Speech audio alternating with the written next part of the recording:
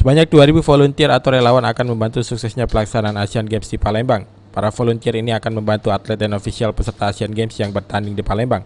Sebelum bertugas, para relawan yang telah diseleksi diberi pembekalan agar mereka benar-benar paham dan mengetahui tugasnya. Relawan ini direkrut setelah melalui berbagai tahap seleksi. Dari 4.000 lebih yang mendaftar secara online, hanya 2.000 relawan yang berhasil direkrut, baik dari Palembang maupun dari kota besar lainnya di Indonesia. Menurut Human Resources and Volunteer Inaskok Devi Zulyatina Bayumi, tenaga relawan ini sebelum bertugas akan diberikan sejumlah keterampilan seperti interpersonal skill, ilmu komunikasi, etika hingga ilmu kepariwisataan.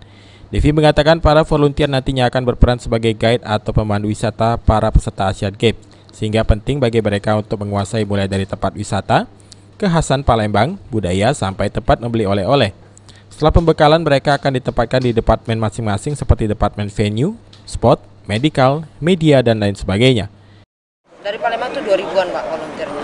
Yang mendaftar kemarin? Yang mendaftar masuk ke Palembang itu ada 4.000. Jadi ya semua. Jadi begini, ceritanya volunteer itu tidak harus domisilinya di Palembang ataupun Sumatera. Jadi ada dua pilihan saat registrasi. Jadi ada Palembang dan Jakarta. Jadi si volunteernya, si usernya serah mereka maunya yang mana. Jadi pilihannya di Palembang atau pilihan kerjanya nanti di Jakarta. Apakah mereka tahu mengenai olahraga di cabang-cabang nanti? Takutnya kan hasilnya nggak update juga. Nah itu dia, makanya ada training di masing-masing departemen. Jadi setelah HRP menyerahkan, di placement itu ke departemennya, dan departemen lah yang memberitahukan apa saja pekerjaan mereka apa saja, nanti harus ngapain, sejauh mana mereka harus bekerja seperti itu. Termasuk itu adalah pembagian kerjanya mereka. Julius Subhan Gaul, PAL TV.